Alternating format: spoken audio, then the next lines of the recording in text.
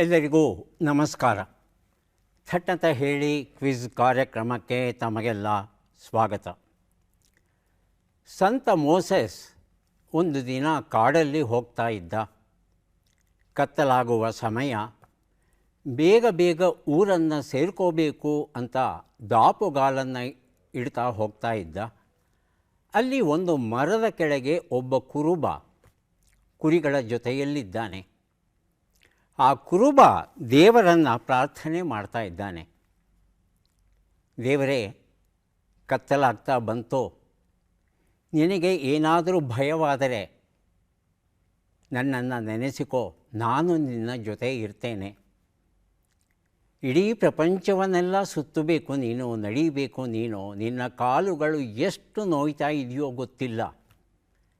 ನಿನಗೆ ಬಿಸಿ ಬಿಸಿ ನೀರಿನ ಸ್ನಾನವನ್ನು ಮಾಡಿಸ್ತೇನೆ. ನಿನ್ನ ಕಾಲುಗಳನ್ನು ಒತ್ತುತ್ತೇನೆ. ಅಡುಗೆಯನ್ನು ನಾನು ಬಹಳ ಚೆನ್ನಾಗಿ ಮಾಡ್ತೇನೆ ಅಂತ ಎಲ್ಲರೂ ಹೇಳ್ತಾರೆ. ಹೊಟ್ಟೆ ತುಂಬ ಊಟವನ್ನು ಬಡಿಸ್ತೇನೆ. ಯಾವುದಕ್ಕೂ ನೀನು ಬೇಸರ ಪಟ್ಟುಕೋಬೇಡ. ನನಗೊಂದು ಮಾತು ಹೇಳಿದ್ರೆ ಸಾಕು. ಹೀಗೆ ಮಾತನಾಡ್ತಾ ಇರೋದು ಮೋಸಸ್ನ ಕಿವಿಗೆ ಬಿದ್ದಾಗ ಆತ ಬಂದು ಆ ಕುರುಬನಿಗೆ ತುಂಬ ಬೈತಾನೆ. ದೇವರನ್ನು ಪ್ರಾರ್ಥನೆ ಮಾಡೋದು ಹೀಗಲ್ಲ. ಹೇಗೆ ಪ್ರಾರ್ಥನೆ ಮಾಡಬೇಕು ಅಂತ ತನ್ನದೇ ಆದ ವಿಧಾನವನ್ನು ಹೇಳಿ ಯಾವಾಗ ಪ್ರಾರ್ಥನೆ ಮಾಡಬೇಕು ಅನ್ನೋ ವಿಚಾರವನ್ನು ತಿಳಿಸಿ ಅಲ್ಲಿಂದ ಮುಂದಕ್ಕೆ ಹೋಗ್ತಾನೆ. ಆಗ ಒಂದು ಅಶರೀರವಾಣಿ ಬರುತ್ತೆ. ಮೋಸೆಸ್, ಜನರ ಗಮನವನ್ನು ನನ್ನ ಕಡೆ ತಿರುಗಿಸು ಅನ್ನೋ ಉದ್ದೇಶದಿಂದ ನಿನ್ನನ್ನು ಕಳಿಸ್ದೆ. ನೀನೇನು ಮಾಡಿದೆ? ಆ ಮನುಷ್ಯ ಹೃದಯಪೂರ್ವಕವಾಗಿ ನನ್ನೊಡನೆ ಮಾತುಕತೆ ಆಡ್ತಾ ಇದ್ದ. ಅವನ ಪ್ರಾರ್ಥನಾ ದಿಕ್ಕನ್ನೇ ಬದಲಿಸ್ಬಿಟ್ಟಿಯಲ್ಲ ನೀನು. ನಾನು ಕಳಿಸಿದ್ದು ಈ ರೀತಿ ದಿಕ್ಕು ತಪ್ಪಿಸಕ್ಕ? ಹೋಗು, ಮೊದಲು ಹೋಗಿ ಅವನಲ್ಲಿ ಕ್ಷಮೆ ಕೇಳು. ಪ್ರಾರ್ಥನೆ ಮಾಡೋದು ಹೇಗೆ ಅನ್ನೋದನ್ನು ತಿಳ್ಕೋ ಅನ್ನೋ ಅಶರೀರವಾಣಿಯನ್ನು ಕೇಳಿ ಮೋಸೆಸ್ ಅಲ್ಲಿಗೆ ವಾಪಸ್ ಕುರುಬನ ಬಳಿಗೆ ಬರ್ತಾನೆ. ಕುರುಬ ಬರೀ ಮಾತುಗಳಲ್ಲಿ ಪ್ರಾರ್ಥನೆ ಮಾಡ್ತಿರಲಿಲ್ಲ. ಅವನ ಪ್ರಾರ್ಥನೆ ಬರೀ ಧ್ವನಿಗೆ ಸೀಮಿತವಾಗಿರಲಿಲ್ಲ. ಅವನು ಹೃದಯಾಂತರಾಳದಿಂದ ಪ್ರಾರ್ಥನೆ ಮಾಡ್ತಿದ್ದ. ಹಾಗಾಗಿ ಹೇಗೆ ಪ್ರಾರ್ಥನೆ ಮಾಡ್ತೇವೆ ಅನ್ನೋದು ಮುಖ್ಯ ಅಲ್ಲ, ಎಷ್ಟು ಹೃದಯಪೂರ್ವಕವಾಗಿ ನೀವು ಭಗವಂತನ ಬಳಿ ಮಾತಾಡ್ತೀರಿ ಅನ್ನೋದು ಮುಖ್ಯ. ಮೋಸೆಸ್ ಬದುಕಿನ ದೊಡ್ಡ ಪಾಠವನ್ನು ಕಲಿತಾನಂತೆ. ಕಾರ್ಯಕ್ರಮವನ್ನು ಆರಂಭಿಸ್ತಾ ಇದ್ದೇವೆ. ಸ್ಪರ್ಧಿಗಳ ಪರಿಚಯ. ಮೊದಲ ಸ್ಪರ್ಧಿ. ನಮಸ್ಕಾರ, ನನ್ನ ಹೆಸರು ಗೀತಾ ರವೀಂದ್ರ ಅಂತ. ನಾನು ಬೆಂಗಳೂರು ಆನಂದ ನಗರದಿಂದ ಬಂದಿದ್ದೀನಿ. ನಾನೊಬ್ಬಳು ಗೃಹಿಣಿ. ನನ್ನ ತುಂಬ ಪ್ರಿಯವಾದ ಹವ್ಯಾಸ ಅಂದರೆ ಶ್ಲೋಕಗಳನ್ನು ಕಲಿಯೋದು, ಅದನ್ನು ಕಲಿಸ್ಕೊಡೋದು. ಇದಕ್ಕೆ ಪೂರಕವಾಗಿ ವೇದಾಂತ ಭಾರತಿ ಅನ್ನೋ ಒಂದು ಸಂಸ್ಥೆ ಮಕ್ಕಳಿಗೆ ಶ್ಲೋಕಗಳನ್ನು ಕಲಿಸ್ಕೊಡೋಕ್ಕೋಸ್ಕರ ನಮ್ಮ ದೇಶದಷ್ಟೇ ಅಲ್ಲ, ಹೊರದೇಶದಲ್ಲಿರೋ ಅಂಥ ಭಾರತೀಯ ಮೂಲದ ಮಕ್ಕಳಿಗೂ ಕೂಡ ಶ್ಲೋಕಗಳನ್ನು ಆನ್ಲೈನಲ್ಲಿ ಕಲಿಸ್ಕೊಡೋಕ್ಕೆ ಒಂದು ವ್ಯವಸ್ಥೆ ಮಾಡಿದ್ದಾರೆ. ಅದರಲ್ಲಿ ನಾನು ನನ್ನ ಒಂದು ಸೇವೆನ UK ಮತ್ತು ಯುರೋಪ್ನಲ್ಲಿರೋ ಮಕ್ಕಳಿಗೆ ಕಲಿಸ್ಕೊಡ್ತಾ ಇದ್ದೀನಿ.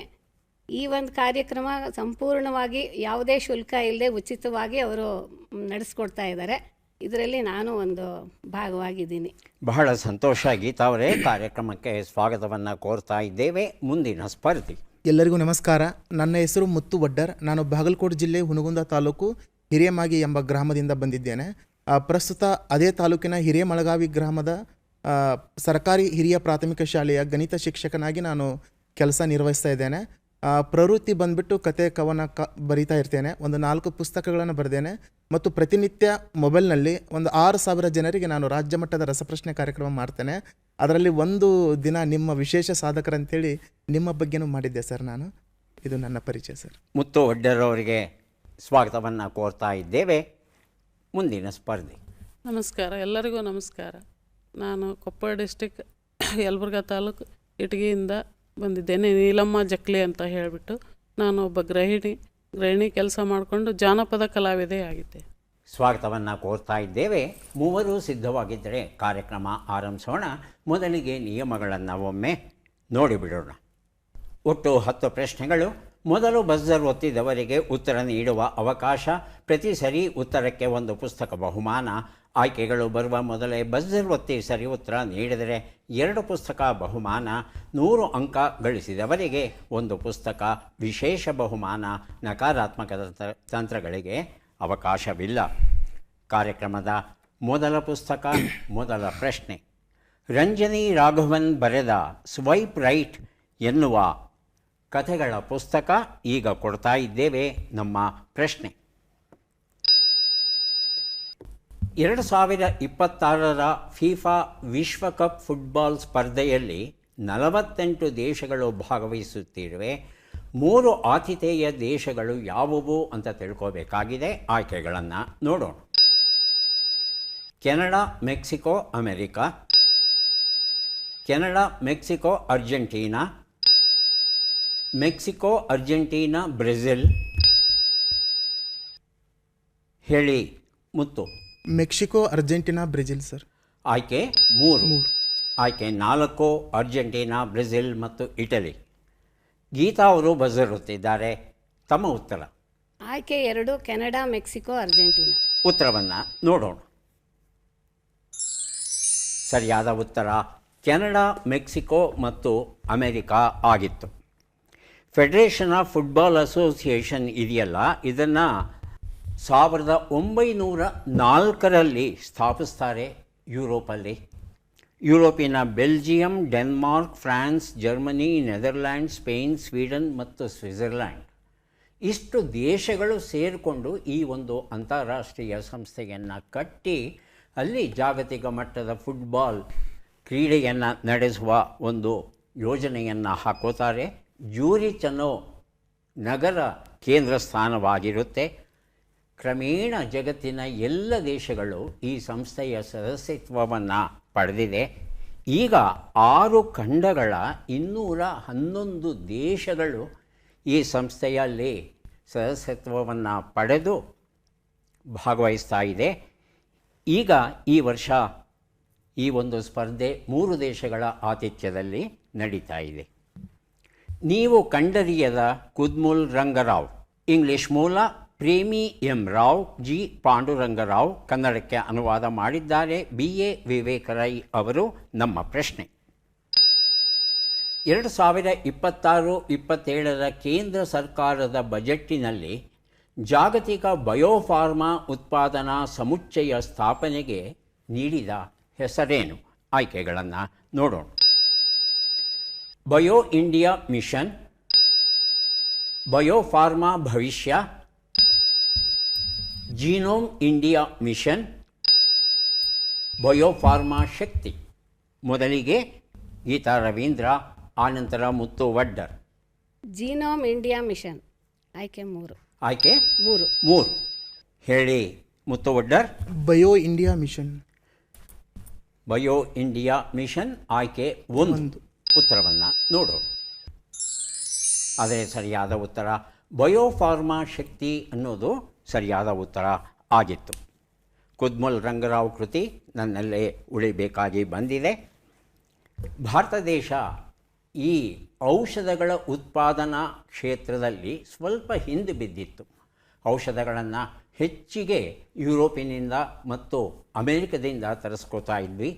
ಕ್ರಮೇಣ ಈ ಔಷಧಗಳ ಉತ್ಪಾದನಾ ಕ್ಷೇತ್ರ ಇದು ಸರ್ವತೋಮುಖ ಅಭಿವೃದ್ಧಿಯನ್ನು ಕಾಣ್ತಾ ಇವತ್ತು ಅನೇಕ ದೇಶಗಳಿಗೆ ನಮ್ಮಲ್ಲಿ ತಯಾರಿಸಿದಂಥ ಔಷಧಗಳನ್ನು ರಫ್ತು ಮಾಡ್ತಾ ಇದ್ದೇವೆ. ಈ ಒಂದು ಕ್ಷೇತ್ರಕ್ಕೆ ವಿಶೇಷವಾದ ಒಂದು ಉತ್ತೇಜನವನ್ನು ನೀಡಬೇಕು ಅನ್ನೋ ಉದ್ದೇಶದಿಂದ 10,000 ಕೋಟಿ ರೂಪಾಯಿಗಳ ನೆರವನ್ನು ಮುಂದಿನ 5 ವರ್ಷಗಳಲ್ಲಿ ನೀಡಲಿದೆಯಂತೆ ಕೇಂದ್ರ ಸರ್ಕಾರ. ಈ ಯೋಜನೆಗೆ ಬಯೋಫಾರ್ಮಾ ಶಕ್ತಿ ಅಂತ ಹೆಸರನ್ನು ನೀಡಿದ್ದಾರೆ. ಮುಂದಿನ ಪುಸ್ತಕ ಧ್ಯಾನಕ್ಕೆ ಕೂತ ನದಿ, ಸದಾಶಿವ ಸೊರಟೂರು ಅವರು ಬರೆದಂಥ ಪುಸ್ತಕ. ಪ್ರಶ್ನೆ: ಕರ್ನಾಟಕದಲ್ಲಿ ಮತದಾರರ ಪಟ್ಟಿ ಪರಿಷ್ಕರಣೆಯನ್ನು ಚುನಾವಣಾ ಆಯೋಗವು ಎಂದಿನಿಂದ ಆರಂಭಿಸಲಿದೆ? ಆಯ್ಕೆಗಳನ್ನು ನೋಡೋಣ. June 20, July 30, May 30, August 30.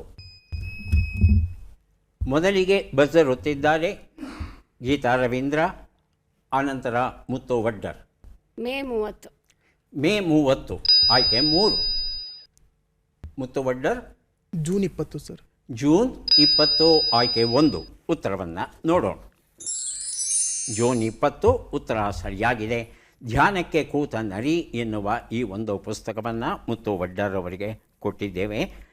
June 20ರಿಂದ ಕರ್ನಾಟಕದಲ್ಲಿ ಈ ಪರಿಷ್ಕರಣಾ ಕಾರ್ಯ ಆರಂಭವಾಗ್ತಾ ಇದೆ. ಸರಳವಾದ ಕೆಲಸ ಅಲ್ಲ. ಯಾಕಂದರೆ 5,55,74,064 ಜನರ ಹೆಸರನ್ನು ವಿಶ್ಲೇಷಣೆ ಮಾಡಿ ಅಂತಿಮ ರೂಪವನ್ನು ಕೊಡಬೇಕಾಗಿದೆ. ಸುಮಾರು ಅಕ್ಟೋಬರ್ ಕೊನೆಯ ಹೊತ್ತಿಗೆ ಈ ಒಂದು ಕೆಲಸ ಮುಗಿಸಬೇಕು ಅನ್ನೋ ಒಂದು ಯೋಜನೆಯನ್ನು ಹಾಕ್ಕೊಂಡಿದ್ದಾರೆ. ಹಾಗಾಗಿ ಸಾರ್ವಜನಿಕರು ತಮ್ಮ ಮನೆಗೆ ಬರುವಂಥ ಅಧಿಕಾರಿಗಳ ಜೊತೆ ಸಹಕರಿಸಬೇಕಾಗಿ ಪ್ರಾರ್ಥಿಸಬಹುದು. ಕಾಡು ಕಾಡ್ತು ಎನ್ನುವ ಪುಸ್ತಕ, ರೇಖಾ ಹೆಗಡೆ ಬಾಳೇಸರ ಇದನ್ನು ಬರೆದಿದ್ದಾರೆ. ನಮ್ಮ ಪ್ರಶ್ನೆ, ಬಿಟ್ಟಕ್ಷರಗಳನ್ನು ತುಂಬಿ. ಪ, ವ, ನೆ, ಅ, ಯಾ.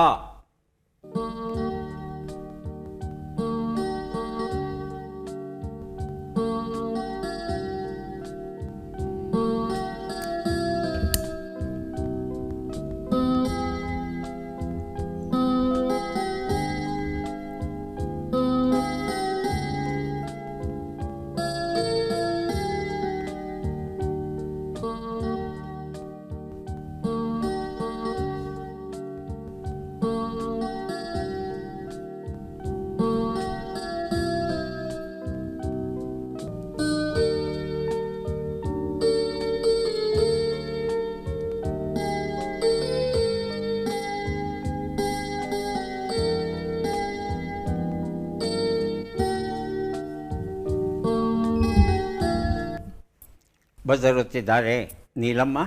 ಅಪಾಯ ಆನೆ. ಏನಮ್ಮ? ಅಪಾಯದ ಆನೆ. ಪಾ ಇಂದ ಶುರುವಾಗ್ತಾ ಇದೆ ಅಲ್ವಾ? ಪಾಯಿಂದಲೇ ಆರಂಭ ಆಗಬೇಕು. ಮುತ್ತು ವಡ್ಡರ್, ಗೀತಾ ರವೀಂದ್ರ ಉತ್ತರವನ್ನು ನೋಡೋಣ. ಪರಿವರ್ತನೆಯ ಅಭಿಯಾನ ಅನ್ನೋದು ಸರಿಯಾದ ಉತ್ತರ ಆಗಿತ್ತು. ಮುಂದಿನ ಪುಸ್ತಕ ಮತ್ತು ಪ್ರಶ್ನೆ, ಜಾತಿ ಬಂತು ಹೇಗೆ? ಕರ್ನಾಟಕದಲ್ಲಿ ಜಾತಿ ವ್ಯವಸ್ಥೆ ಮತ್ತು ಅಸ್ಪೃಶ್ಯತೆಯ ಉಗಮ. ಬರೆದಿದ್ದಾರೆ GN ನಾಗರಾಜ್ ಅವರು. ನಮ್ಮ ಪ್ರಶ್ನೆ, 4 ಲೆಕ್ಕಗಳನ್ನು ಮಾಡಿ ಉತ್ತರಗಳನ್ನು ಕೂಡಿ ಅಂತಿಮ ಉತ್ತರವನ್ನು ನೀಡಿ. ಲೆಕ್ಕಗಳು ಈಗ ಬಂದಿದೆ.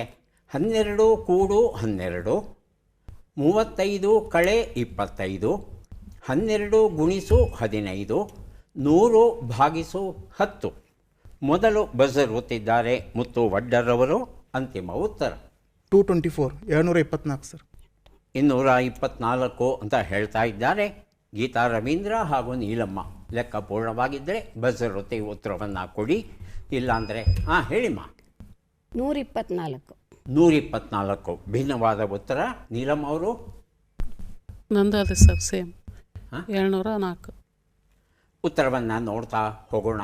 ಒಂದು ಉತ್ತರ 24, 10, 180, 10 ಎಲ್ಲವನ್ನು ಕೂಡಿದ್ರೆ 224 ಬರುತ್ತೆ. ಈ ಉತ್ತರವನ್ನು ಮೊದಲು ಕೊಟ್ಟವರು ಮುತ್ತು ವಡ್ಡರ್ ಅವರು. ಜಾತಿ ಬಂತು ಹೇಗೆ ಈ ಒಂದು ಪುಸ್ತಕವನ್ನು ಅವರಿಗೆ ಕೊಡ್ತಾ ಇದ್ದೇವೆ. ಮುಂದೆ ಕೊಡ್ತಾ ಇದ್ದೇವೆ ಜೋಗಿ ಅವರು ಬರೆದ ಮಗಳಿಗೆ ಬರೆಯದ ಪತ್ರಗಳು ಎನ್ನುವ ಒಂದು ಪುಸ್ತಕ. ಪ್ರಶ್ನೆ, ಈ ಅಕ್ಷರಗಳನ್ನು ಸರಿಯಾಗಿ ಜೋಡಿಸಿ. ಅಕ್ಷರಗಳು ಈಗ ಬಂತು. ಮು, ದಿ, ಲಿ, ಮ, ಬಿ, ನ, ಕಿ, ಸು. ಗೀತಾ ರವೀಂದ್ರ ಅವರು ಬಜರ್ ಒತ್ತಿದ್ದಾರೆ. ಉತ್ತರ ಮುಸುಕಿದಿ ಮಬ್ಬಿನಲ್ಲಿ. ಇನ್ನೊಂದು ಸಲ ಹೇಳಿಮ್ಮ. ಮುಸುಕಿದಿ ಮಬ್ಬಿನಲ್ಲಿ. ಮುತ್ತು ವಡ್ಡರ್ ಮತ್ತು ನೀಲಮ್ಮ ತಮ್ಮ ಅವಕಾಶ.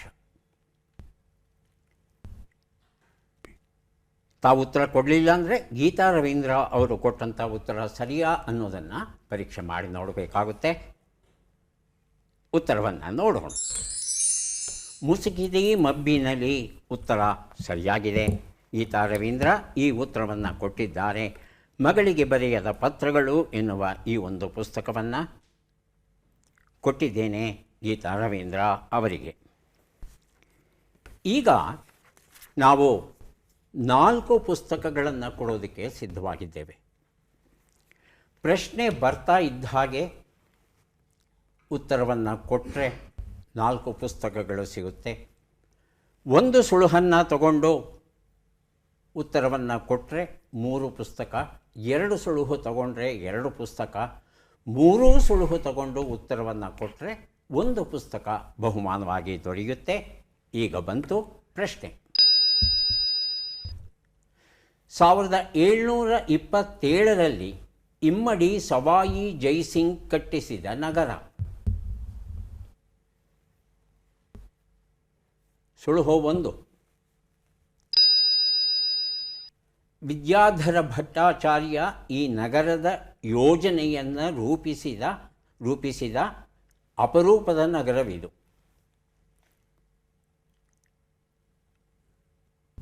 ಸುಳಿವು 2. ದಿಲ್ಲಿಯಿಂದ 268 ಕಿಲೋಮೀಟರ್ ದೂರ, ದೇಶದ 10ನೆಯ ಜನನಿಬಿಡ ನಗರ. ಸುಳಿವು 3. ರಾಜಸ್ಥಾನದ ರಾಜಧಾನಿಯಾದ ಈ ನಗರವು ಪಿಂಕ್ ಸಿಟಿ ಎಂದು ಖ್ಯಾತವಾಗಿದೆ. ಮೊದಲು ಮುತ್ತು ವಡ್ಡರ್, ಆನಂತರ ಗೀತಾ ರವೀಂದ್ರ. ಜೈಪುರ್ ಸರ್. ಜೈಪುರ್ ಅಂತ ಹೇಳ್ತಾ ಇದ್ದಾರೆ ಗೀತಾ ಅವರೇ. ಜೈಪುರ್ ಉತ್ತರವನ್ನು ನೋಡೋಣ. ಜೈಪುರ ನಗರ ಉತ್ತರ ಸರಿಯಾಗಿದೆ. ಎಲ್ಲ ಸುಳುಹುಗಳನ್ನು ತಗೊಂಡು ತಾವು ಉತ್ತರವನ್ನು ಕೊಟ್ಟಿದ್ದೀರಾ. ಕೊಲ್ಲದೆ ಬಿಡಲಾರೆ ಎನ್ ನರಸಿಂಹಯ್ಯ ಅವರು ಬರೆದಂಥ ಪತ್ತೇದಾರಿ ಕಾದಂಬರಿ, ಈ ಒಂದು ಪುಸ್ತಕವನ್ನು ಮುತ್ತು ವಡ್ಡರ್ ಅವರಿಗೆ ಕೊಟ್ಟಿದ್ದೇವೆ. ಈಗ ಪದಬಂಧ ಸುಳುಹುಗಳನ್ನು ನೋಡೋಣ. ವಿರೋಧವನ್ನು ಸೂಚಿಸುತ್ತಿದೆ, ತಪ್ಪು ಹೊರಿಸುವುದು, ಬೆಳಗು. 1 ನಿಮಿಷದ ಅವಕಾಶ.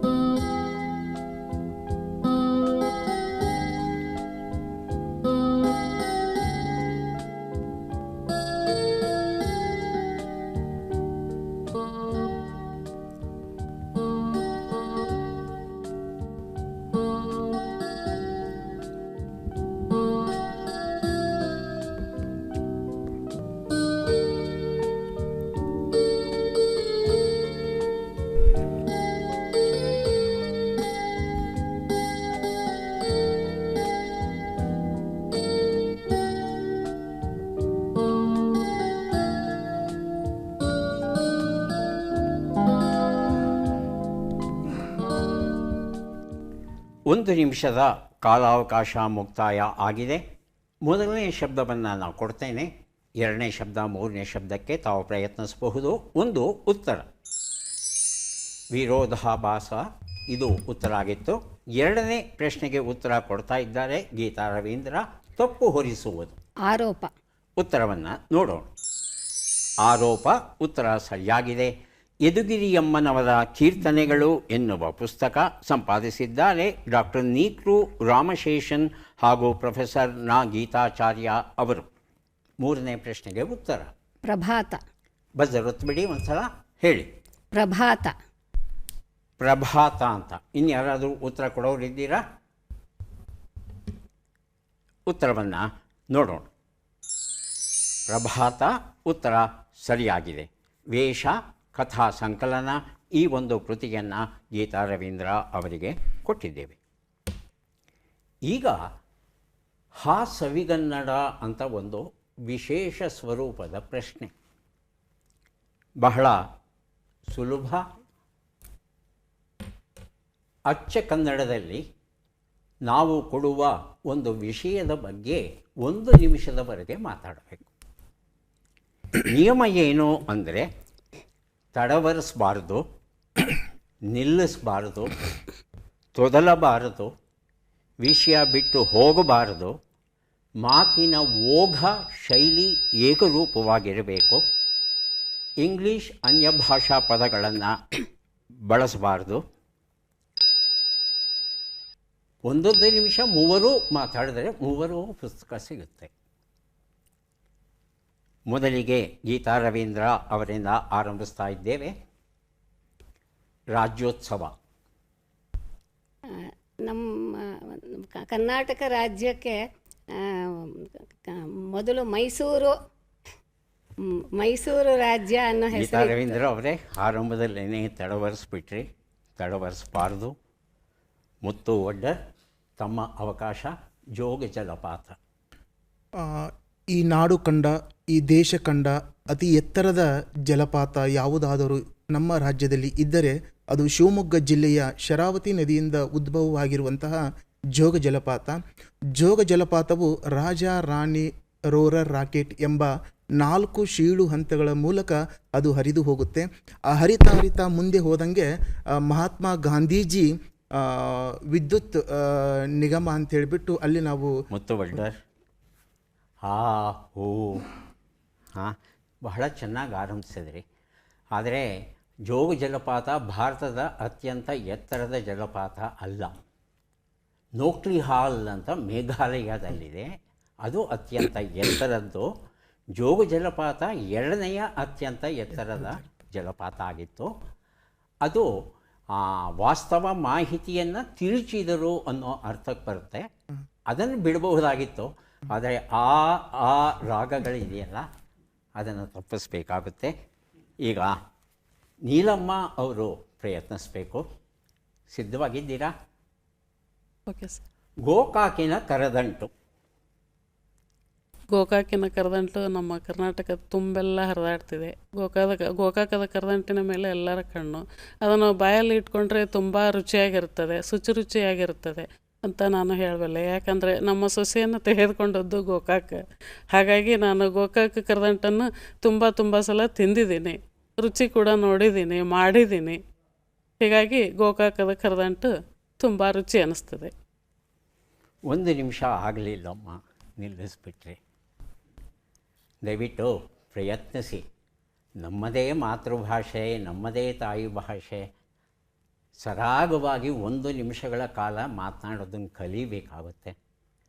ಆದರೆ ಮಾತನಾಡೋದಕ್ಕೆ ಅಷ್ಟು ಸುಲಭ ಅಲ್ಲ, ಮಾತನಾಡೋದು ಕಷ್ಟ ಇದೆ. ಆದರೆ ಪ್ರಯತ್ನ ಪಟ್ಟರೆ ಅಸಾಧ್ಯ ಅಲ್ಲ. ಆ ಒಂದು ಹಿನ್ನೆಲೆಯಲ್ಲಿ ನಮ್ಮ ವೀಕ್ಷಕರು 1 ನಿಮಿಷ ಕನ್ನಡದಲ್ಲಿ ಮಾತನಾಡೋದಕ್ಕೆ ಅಭ್ಯಾಸವನ್ನು ಮಾಡ್ತಾರೆ ಅಂತ ನಿರೀಕ್ಷೆ ಮಾಡ್ತಾ ಚಟ್ಪಟ್ ಚಿನ್ಕುರಳಿ ಈಗ ಆರಂಭಿಸ್ತಾ ಇದ್ದೇವೆ. 5 ಪ್ರಶ್ನೆಗಳನ್ನು ಮೂವರಿಗೂ ಏಕರೂಪದಲ್ಲಿ ಕೇಳ್ತೇವೆ. ಪ್ರಶ್ನೆ ಬರ್ತಾ ಇದ್ದ ಹಾಗೆ 2 ಆಯ್ಕೆಗಳು ಬರುತ್ತೆ. ಬಜರ್ ಒತ್ತಿ, ಯಾರು ಮೊದಲು ಬಜರ್ ಒತ್ತಾರೋ ಅವರಿಗೆ ಅವಕಾಶ ಸಿಗುತ್ತೆ ಸರಿ ಉತ್ತರವನ್ನು ನೀಡೋದಕ್ಕೆ. ಸಿದ್ಧವಾಗಿದ್ದೀರಿ ಅಲ್ವಾ? ಈ ಪ್ರಶ್ನೆಗಳಿಗೆ ಉತ್ತರವನ್ನು ನೀಡಿ. ಪ್ರಶ್ನೆ 1, ಶೌಚಾಲಯವನ್ನು ಬಳಸಿದ ನಂತರ ಕೈಗಳನ್ನು ಕನಿಷ್ಠ ಎಷ್ಟು ಸೆಕೆಂಡ್ ತೊಳೆಯಬೇಕು? 20 ಸೆಕೆಂಡ್, 40 ಸೆಕೆಂಡ್? ಮೊದಲಿಗೆ ಗೀತಾ ರವೀಂದ್ರ. 40 ಸೆಕೆಂಡ್. ಉತ್ತರವನ್ನು ನೋಡೋಣ. 20 ಸೆಕೆಂಡ್. ಮುಂದಿನ ಪ್ರಶ್ನೆ, ನಮ್ಮ ರಾಷ್ಟ್ರ ಲಾಂಛನದಲ್ಲಿ ಒಟ್ಟು ಎಷ್ಟು ಪ್ರಾಣಿಗಳಿವೆ? 6, 8? ಮೊದಲಿಗೆ ಮುತ್ತು ಒಡ್ಡರ್. 6 ಸರ್. 6. ಉತ್ತರವನ್ನು ನೋಡೋಣ. 8 ಪ್ರಾಣಿಗಳು, 5 ಸಿಂಹ, 1 ಆನೆ, 1 ಗೋಡಿ, 1 ಕುದುರೆ. ಮುಂದಿನ ಪ್ರಶ್ನೆ, ಹೆಲಿಕಾಪ್ಟರಿನಂತೆ ಗಾಳಿಯಲ್ಲಿ ನಿಲ್ಲಬಲ್ಲ ಹಕ್ಕಿ ಯಾವುದು? Kingfisher, humming bird? ಹೇಳಿ ಗೀತಾ ಅವರೇ. ಕಿಂಗ್ಫಿಷರ್. ಕಿಂಗ್ಫಿಷರ್. ಉತ್ತರವನ್ನು ನೋಡೋಣ. ಹಮ್ಮಿಂಗ್ ಬರ್ಡ್ ಅನ್ನೋದು ಸರಿಯಾದ ಉತ್ತರ ಆಗಿತ್ತು. ಮುಂದಿನ ಪ್ರಶ್ನೆ, ಈ ಗಾದೆಯನ್ನು ಪೂರ್ಣಗೊಳಿಸಿ. ತಿರಿದು ತಂದರೂ? ಹೇಳಿ ಮುತ್ತು ಒಡ್ಡರ್. ಮುರಿದು ತಿಂದರು. ಉತ್ತರವನ್ನು ನೋಡೋಣ. ತಿರಿದು ತಂದರೂ ತಿರಿ ಕಟ್ಟೋಕೆ ಯೋಗ್ಯತೆ ಇಲ್ಲ. ಭಿಕ್ಷೆ ಬೇಡಿ ಒಂದಷ್ಟು ಧಾನ್ಯವನ್ನು ತಂದಿದ್ದಾನೆ ಅಪ್ಪ, ಅದನ್ನು ಸರಿಯಾಗಿ ಗಂಟು ಕಟ್ಟೋ ತಗೊಂಡು ಹೋಗೋಣ ಅಂದರೆ ಗಂಟು ಕಟ್ಟೋಕ್ಕೂ ಬರೋಲ್ಲ ಆ ಮಗನಿಗೆ ಅನ್ನೋದು ಈ ಗಾದೆಯ ಆಶಯ. ಈಗ ಕೊನೆಯ ಪ್ರಶ್ನೆ, ಈ ಒಗಟನ್ನು ಬಿಡಿಸಿ. ಹೂವುಗಳಲ್ಲಿ ಶ್ರೇಷ್ಠ ಹೂವು ಯಾವುದು? ಮಲ್ಲಿಗೆ. ಉತ್ತರವನ್ನು ನೋಡೋಣ. ಮಲ್ಲಿಗೆ ಅಲ್ಲ, ಹತ್ತಿ ಹೂವು. ಇಡೀ ಜಗತ್ತಿನ ಎಲ್ಲ ಜನರಿಗೆ ಬಟ್ಟೆಯನ್ನು ಹಾಕ್ಕೊಳ್ಳಿಕ್ಕೆ ಅನುಕೂಲ ಮಾಡಿಕೊಟ್ಟಿದೆ ಹತ್ತಿ ಹೂವು. ಅದು ಸರ್ವಶ್ರೇಷ್ಠವಾದ ಹೂವು ಅಂತ ಹೇಳ್ತಾರೆ. ಯಾರಿಗೆ ಎಷ್ಟು ಪುಸ್ತಕ ಬಂದಿದೆ ಅದನ್ನು ನೋಡುವ ಕ್ಷಣ ಈಗ ಬಂತು. ಮೊದಲಿಗೆ ಗೀತಾ ರವೀಂದ್ರ ಅವರಿಗೆ 3 ಪುಸ್ತಕಗಳನ್ನು ಕೊಡ್ತಾ ಇದ್ದೇವೆ. ದಯವಿಟ್ಟು ಪುಸ್ತಕಗಳನ್ನು ಸ್ವೀಕರಿಸಿ. ಕಾರ್ಯಕ್ರಮದಲ್ಲಿ ಭಾಗವಹಿಸಿದ್ದಕ್ಕೆ ತಮಗೆ ಧನ್ಯವಾದಗಳನ್ನು ಅರ್ಪಿಸ್ತಾ ಇದ್ದೇವೆ. ಧನ್ಯವಾದಗಳು. ಮುತ್ತು ವಡ್ಡರ್ ಅವರಿಗೂ 3 ಪುಸ್ತಕ ದೊರೀತಾ ಇದೆ. ಸ್ವೀಕರಿಸಿ. ವಂದನೆಗಳು.